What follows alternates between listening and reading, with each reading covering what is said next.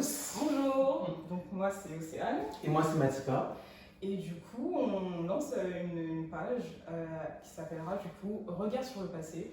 Comprendre le passé pour mieux appréhender le présent. Avec cette page, on a pour objectif en fait de retranscrire les conversations qu'on avait entre nous deux. Exactement. Parce que voilà, il faut savoir qu'on est tous les deux des grands passionnés de musique. Des grands mélomanes. Africaine en général, afro-descendante, même de musique en général. C'est ça, totalement. Mais c'est vrai que toi et moi, c'est quand même particulièrement basé sur la musique afro-descendante. Du coup, on voulait créer une sorte de plateforme où on pourrait discuter, échanger et ouais, créer un endroit chill où on discute, où on vibe, tranquille. Just vibes. Voilà, Just vibes.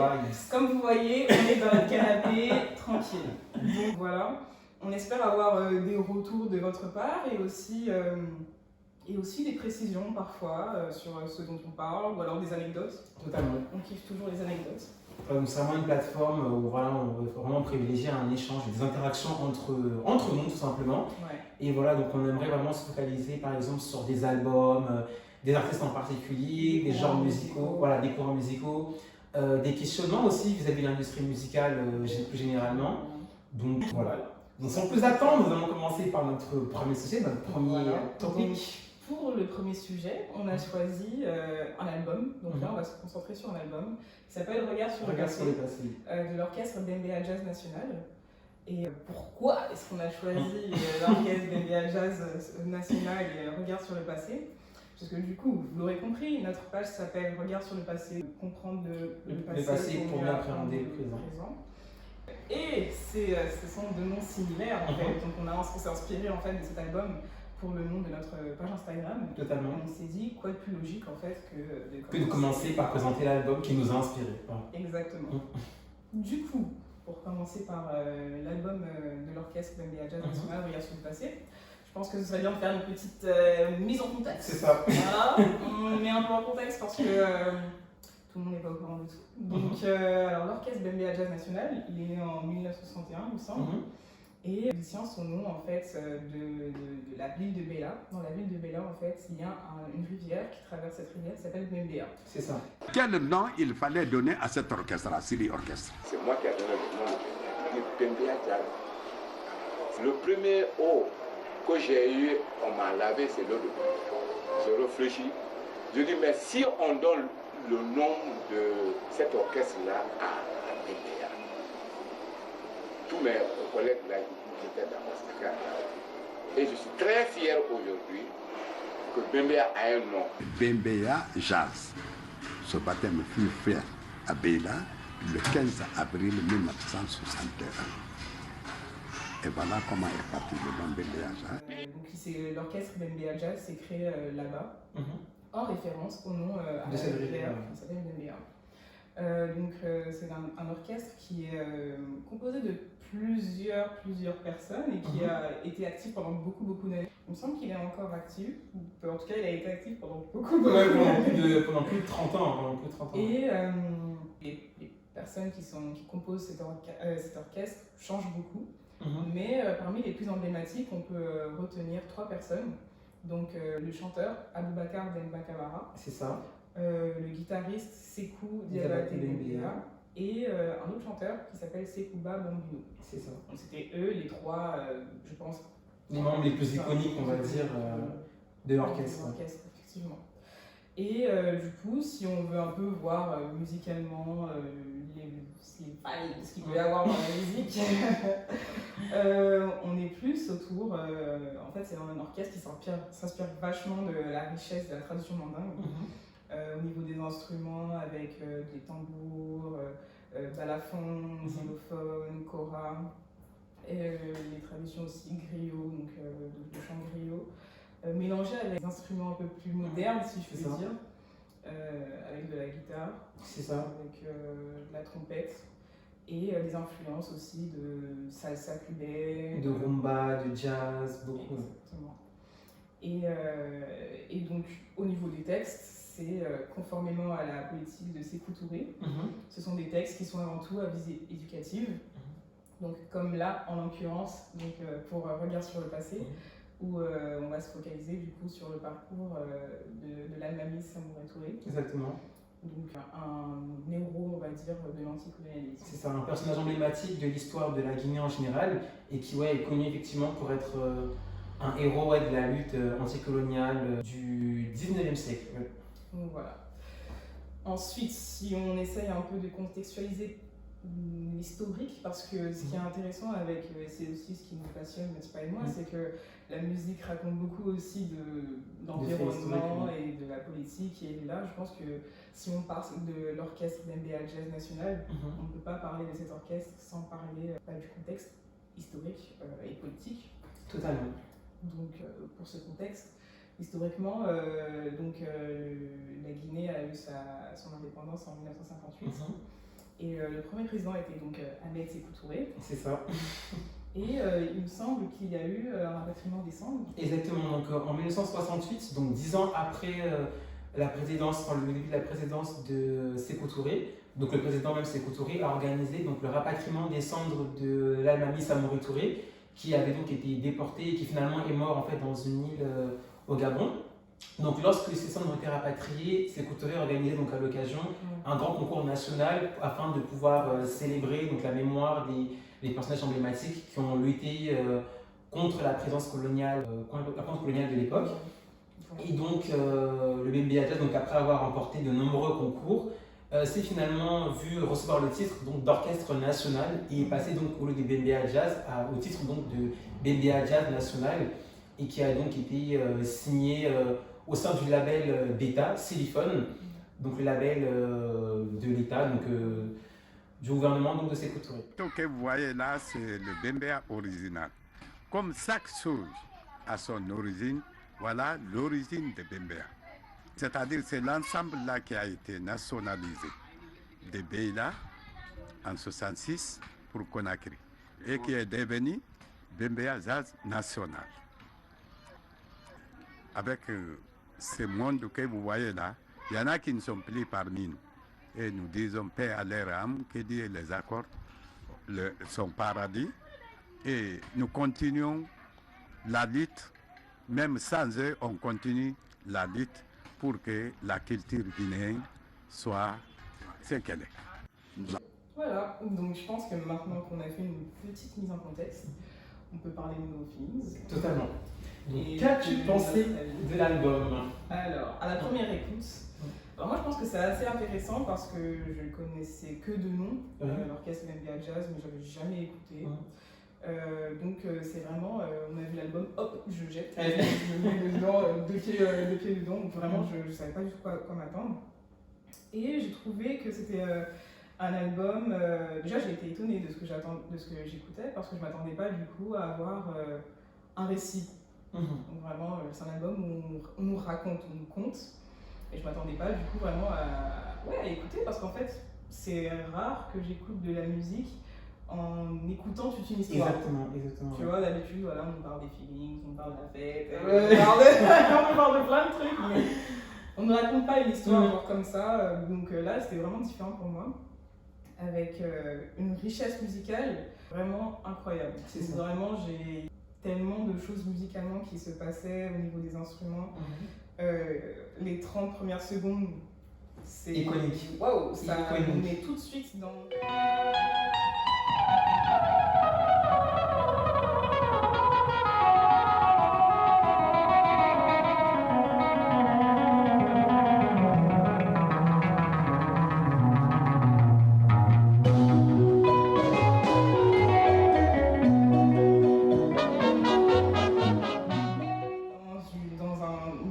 de conte, de narration, un truc avec des héros. C'est ça, dans l'univers totalement. Donc on se plonge directement dans l'univers.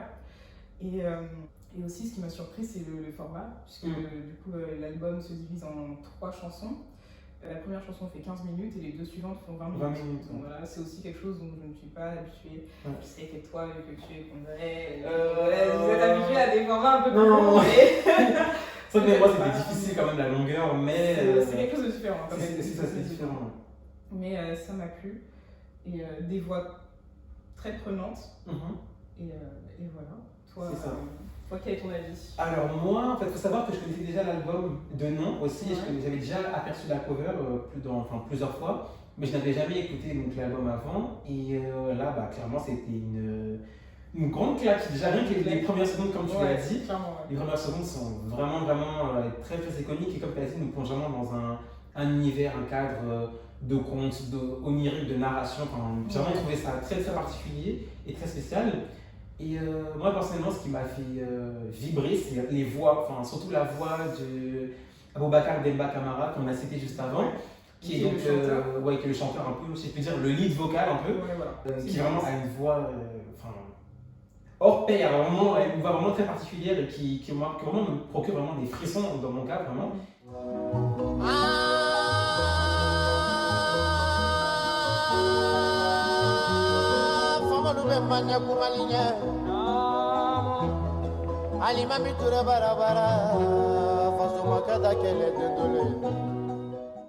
Donc ça c'est vraiment quelque chose qui m'a vraiment intéressé. Il a vraiment une voix saisissante. C'est ça vraiment, c'est vraiment le terme, c'est saisissant. Elle saisit, genre quand il parle dans ces trucs, je dis ah oui. C'est ça. Oui c'est ça, c'est quelque chose quoi. C'est vraiment ça. Et en dehors de ça, j'ai vraiment aussi aimé tout ce qui est les différents instruments qui ont été utilisés. Donc l'instrument qui était plus traditionnel avec les xylophones, les balafons, et d'autres qui étaient plutôt cuivrés, les trompettes, les tambours, ça m'a vraiment beaucoup plu. Et ce que j'aime encore plus apprécier par-dessus tout, c'est le côté historique en fait. Ouais. Le fait qu'il y avait différents personnages historiques dont j'avais jamais entendu parler, des personnages très clés dans l'histoire de la Guinée, donc on a parlé plus en profondeur de Samori Touré. On a mentionné Alpha Yaya Diallo qui était aussi donc, un empereur aussi, donc un combattant donc, aux côtés de Samori Touré. On a mentionné aussi des femmes qui combattaient, qui ont pris part à la lutte indépendantiste et anticoloniale dans le sud de la Guinée. On va y revenir bien évidemment après.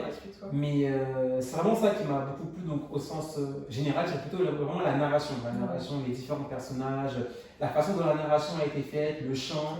On a alterné aussi avec une personne qui avait une narration en français, qui faisait aussi qu'on pouvait comprendre, vu qu'on ne comprend pas forcément le malinké, qui est du coup la langue qui est employée utilisée pour le chant. Parce qu'il y a plusieurs langues, il y a le malinké et le français. Oui, c'est ça, et le français. Donc vraiment, et justement, il me semblait que ces deux langues ont été utilisées pour...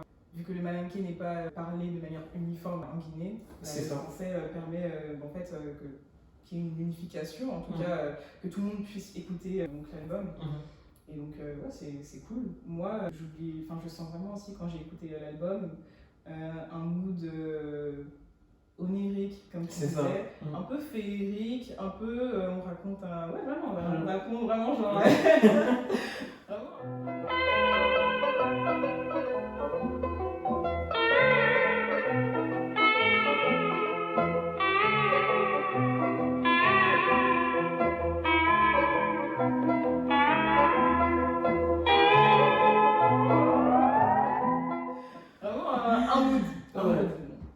Donc voilà, donc on peut passer, je pense, un peu à la composition de l'album et rentrer peut-être dans le du sujet. La première partie de l'album. La première partie de l'album, je trouvais qu'elle avait des sonorités très mélancoliques, toujours un peu dans ce délire de conte, d'épopée, parce que c'est une épopée, et où on nous conte un peu du coup le commencement de l'histoire de l'Almami, de Samori Touré. L'Almami, c'est un titre, je crois, à la fois religieux, à la fois de guerre. C'est ça. Dans tous les cas, l'Almami Samori Touré était aussi un chef spirituel, on va dire ça comme ça. Et du coup, c'était le fondateur de l'empire du Wassoulou. Donc Wassoulou, aujourd'hui, ça se situe à peu près en Guinée, Mali et Côte d'Ivoire. C'est ça, exactement. On peut résumer comme ça. Et du coup, on nous compte un peu ces faits d'armes. On nous dit comment il était, on le vénère. Ça, je pense que c'est vraiment de la vénération, entre grosses guillemets. Il y a vraiment un portrait qui tend vraiment à un portrait très amélioratif en fait à son sujet. On le décrit vraiment comme une personne étant très pieuse, un valeureux soldat vraiment aux premières lignes à combattre les troupes françaises de l'époque. On sait que notamment là par rapport à la piété, et notamment aussi de par son titre de chef spirituel et de chef religieux, qu'il a construit énormément de mosquées dans l'empire du Wassoulou. on le présente aussi comme un personnage particulièrement panafricain, Ouais. parce qu'on a mentionné le fait que c'était un empereur qui, malgré les conflits qu'il avait avec d'autres empires voisins, il avait vraiment une volonté de pouvoir fédérer les différents empires contre la puissance coloniale de l'époque. Donc c'était assez intéressant de voir ce portrait-là qui était, selon moi, très bien présenté. Ouais, c'était un portrait très très amélioratif, presque sacralisé, je dirais même. C'est totalement ça, sacralisé. Presque une sacralisation du personnage, vraiment. Donc, bon, en tout cas, c'est une vibe. C'est une vibe. Et voilà, on écoute aussi ses faits d'armes, donc des batailles au Wayo-Wayanko. Donc, comment il s'est battu contre ses différents ennemis, etc. Donc, très très amélioratif. Et je pense qu'on peut passer à la partie 2. Si tu as quelque chose à rajouter pour la partie 1. On peut y aller. On va dans la partie 2, du coup. Alors, en partie 2, c'est un peu séparé. C'est un peu séparé. On se rappelle que c'est quand même des chansons qui durent 20 minutes. C'est ça. Donc, il y a plusieurs. Vraiment, ça change en fait. Il y a plusieurs temps en fait, c'est ça. Vraiment plusieurs temps. Donc, c'est une musique donc là, qui est un peu plus dynamique, une rumba dans le sens. Et notamment à cause du sujet qui est abordé, puisque là, on parle un peu plus des batailles. Contrairement à la partie 1 où on posait le cadre. On arrive vraiment à l'histoire de l'empereur, c'est les différents faits qui ont marqué sa vie. Alors là, effectivement, c'était beaucoup plus dansant et beaucoup plus dynamique et qui, je pense, selon moi, calquait un peu l'univers qu'on voulait nous retranscrire des batailles. Des batailles. Et vers la fin, ça devient un peu plus mélancolique, ça se ralentit. Beaucoup plus lent. Aussi pour le sujet qui est du coup l'arrestation de l'Almami Samori Touré. L'arrestation et la déportation.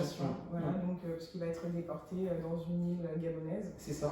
Où il va finir par mourir. Donc, mais malgré tout, à la toute fin, vraiment à la toute fin, on repart sur. Ça fait. Vraiment, on repart sur une note joyeuse. C'est ça. Mais où on fait un bond dans l'histoire en fait, où on arrive vers l'indépendance. En 58. Donc je pense que voilà, on met une note un peu plus joyeuse vers la fin pour dire il est déporté, il est arrêté, mais la jeunesse a repris le flambeau. Donc voilà. C'est ça. Et donc cette partie vraiment se focus sur cette arrestation, cette déportation, où il a été accompagné notamment du roi Alpha Yaya Diallo, qui était aussi un personnage important de l'histoire de la Guinée. Exactement. Et comme tu l'as dit, effectivement, donc ça se termine sur la fin avec une note plutôt joyeuse. On parle donc de la Guinée qui finalement devient indépendante presque 60 ans plus tard après la mort de l'Almami, où on dresse un portrait très rapide de Sékou Touré qui est un peu une étoile montante en fait dans la sphère politique et culturelle guinéenne. Et justement, ça c'est une très bonne transition justement sur le titre qui vient après. Donc le dernier titre de l'album qui est donc Le Chemin du PDG. Alors il me semble, donc il faut bien mettre en contexte que donc les deux premières chansons s'appellent Partie 1 et Partie 2, c'est ça. C'est clairement le nom. Et ces deux parties sont sorties en 1969. C'est ça. Et la partie Chemin du PDG est sortie rajoutée 2 ans plus tard, en 71. Donc Chemin du PDG, il faut expliquer aussi, donc PDG c'est Parti démocratique de Guinée, qui est du coup le parti qui a été fondé par Sékou Touré en 1947. Et du coup, sur cette chanson, je rigole parce qu'il y a vraiment une ambiance aussi à la fois dansante, mais aussi à la fois un peu militaire. C'est ça, clairement militaire. Comme tu l'as dit, c'est très militaire dans le sens où l'instrumental, en fait, on entend beaucoup de tambours et un rythme très saccadé qui fait vraiment écho à des... musique d'armée. C'est ça, clairement, c'est ça.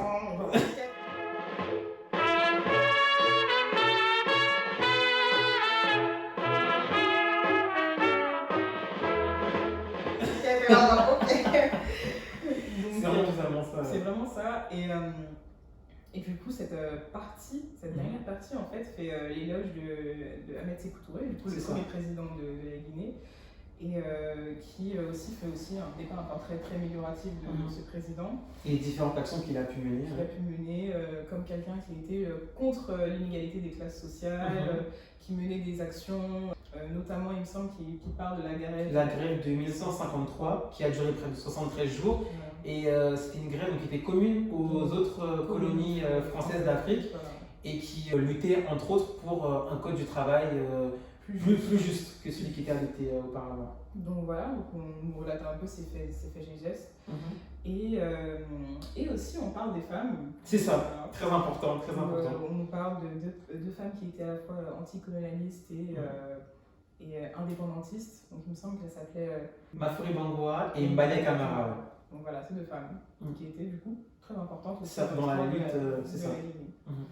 Et donc là on écoute et vers la fin, vraiment ça réveille, hein, parce que on écoute, mais à la fin on entend non à plusieurs reprises. Vraiment des noms qui sont répétés de manière très violente et très c'est ça. Non.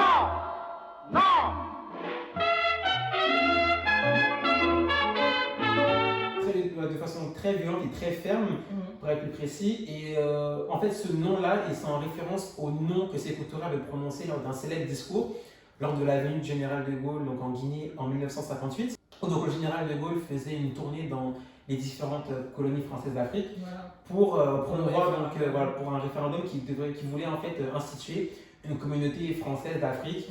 Un pacte qui poursuivrait après la colonisation. Je pense que c'est ce qu'on appelle la France-Afrique aujourd'hui. Voilà. Mais donc voilà, et Sékou Touré lors de la venue du général de Gaulle avait répondu donc au discours du général de Gaulle en disant que non. Il voulait vraiment voter de façon ferme et très décisive non au référendum.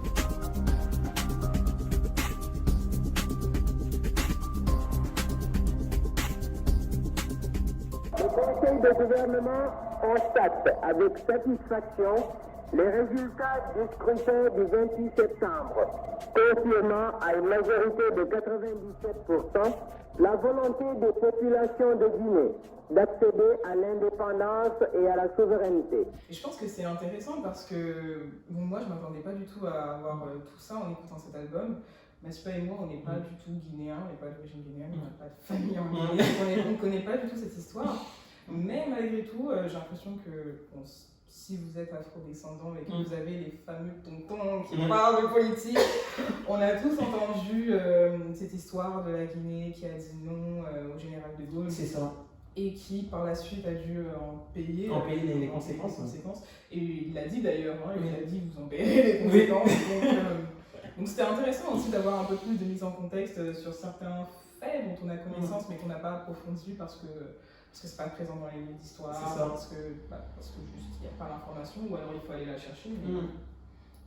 Et puis je trouve que aussi à la fin de cette chanson, ils disent cette phrase qui est très importante et qui a été dite lors du discours de Ahmed Sékou Touré quand le général de Gaulle est passé, où il dit je préfère la liberté dans la dignité à l'opulence dans l'esclavage. Exactement. Et ça c'est une phrase qui jusqu'à aujourd'hui est iconique, vraiment emblématique de Sékou Touré. C'est une phrase qu'on retient de lui, c'est vraiment celle-ci. Et c'est vraiment super intéressant qu'on la cite dans la chanson à la fin. Pour marquer un point final et pour moi c'est ce qui me renforce encore le caractère plus engageant de ce son en particulier du chemin du PDG et qui rend ce son encore plus iconique et qui dresse vraiment le portrait du parti en général et plus précisément de la personne qui était Ahmed Sékou Touré. Ouais, parce que vraiment donc on a ce non et puis après on a cette phrase et vraiment c'est fort en fait. C'est fort. À la fin ton cœur il est serré. Nous préférons la pauvreté dans la liberté à la richesse dans l'esclavage. Après son intervention, De Gaulle aussi, il dit que finalement, qu'il a bien compris que la Guinée peut prendre l'indépendance comme il le voudrait sur le chemin qu'il voudra et la France n'en fera pas d'obstacle. Il a même laissé sa casquette sur le bureau là-bas. On a parlé d'indépendance, je dis ici plus haut encore qu'ailleurs, que l'indépendance est à la disposition de la Guinée. Ok, donc maintenant qu'on a terminé, parce que du coup il n'y a que 3 chansons, je pense que, comme on l'a dit, Matipa et moi on n'est pas guinéens, donc on a dû faire un peu de recherche, on a essayé de croiser des sources, etc. Et on est tombé sur pas mal d'informations, donc par la suite, où on s'est rendu compte qu'en fait l'orchestre d'NBA Jazz National était un peu une forme de. Enfin, ça a été un peu utilisé pour faire de la propagande. C'est un peu une instrumentalisation qui a eu de la propagande. Parce que du coup, on a cru comprendre que donc, en Guinée, à l'époque, si on faisait de la musique, que l'on soit soliste, orchestre ou quoi, et donc pour faire de la musique, il fallait passer par le label d'État. Silicone. C'était le seul label qui s'appelle Silicone. Et donc qui était contrôlé par l'exécutif, par le gouvernement. Et donc, notamment lorsqu'il y a eu l'enregistrement de cet album, il faut savoir que Sékou Touré était présent. Oui, il était présent. Qu'il a fait des corrections. Effectivement, en 69, comme on a dit, donc c'est là que l'album est sorti, Regarde sur le passé. Donc il avait été joué pour la première fois donc, au Palais du Peuple de Conakry.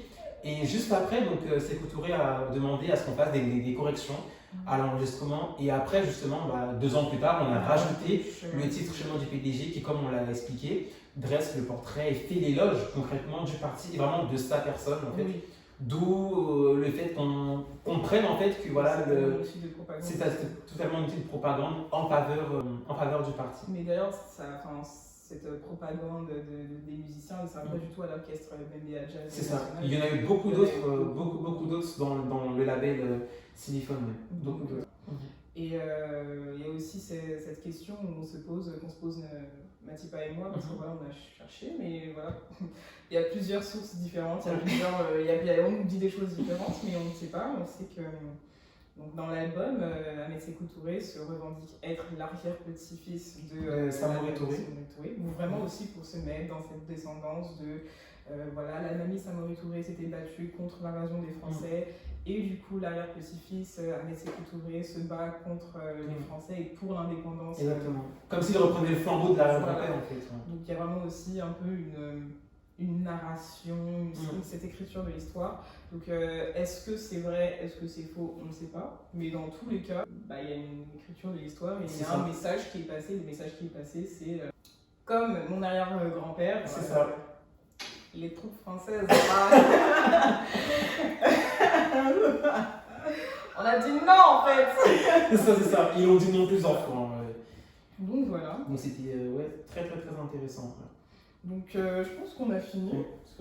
Du coup franchement ça m'a fait plaisir en fait. L'épisode c'était cool, c'était chill. C'est vraiment cool, c'était. J'espère que vous appréciez. On attend vos retours. Retours constructifs, positifs, négatifs. Comme on l'a dit au commencement de la vidéo, c'est vraiment une plateforme où on aimerait vraiment échanger, discuter avec vous. Donc n'hésitez pas à donner d'autres informations qu'on a peut-être occultées, à discuter, donner vos feedbacks, vos avis, nous dire aussi peut-être quelle partie, quel son de l'album vous avez plus ou moins aimé et pourquoi vraiment. Parce qu'on vous encourage à l'écouter. Oui, on vous encourage vraiment à l'écouter. Je pense que c'est vraiment un album qui est nécessaire pour la culture. Et oui, si vraiment vous y connaissez pas forcément le bonne sort de la Guinée, et même si vous y connaissez, c'est vraiment un album, je pense, à écouter et qui est clairement un classique, je pense. De la musique. Des musiques. C'est ça. Et même, il pèse, hein. Oui, vraiment, L'album, il pèse. Donc, voilà. Et en vrai, même rien que la cover, déjà, elle est iconique, déjà. Rien que la cover avec le portrait de l'ami Samori Touré, c'est déjà quelque chose. Et l'album en lui-même, les textes, comme on a dit, les voix, les différents instruments, la narration, l'album est vraiment pour moi exceptionnel. Et voilà, on vous encourage vraiment à l'écouter. Donc voilà. Voilà. Ciao. À la prochaine.